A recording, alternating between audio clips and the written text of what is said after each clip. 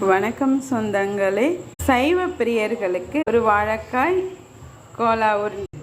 இந்த வாழைக்காய் கூட மல்லாட்டை, மிளகாய், பூண்டு, வெங்காயம், சோம்பு, கருவேப்பிலை எல்லாத்தையும் நம்ம கொஞ்சம் கொரகொரப்பாக அரைச்சிக்கலாம். வேக வச்சு தோல் உரிச்சாச்சு. இப்போ நம்ம இதை நல்லா மசிச்சுக்கலாம். இப்போ நம்ம அரைச்சி வச்சுருக்க மசாலா போட்டுக்கலாம்.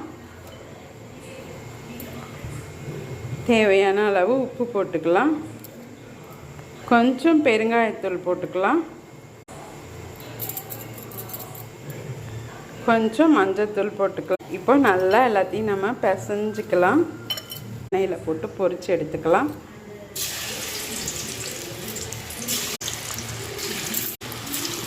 சோம்பு வாசம் சூப்பராக இருக்குது. வாழைக்காய் கோலா உருண்டை டீஸுங்களுக்கு செஞ்சு கொடுத்து அசத்துங்க.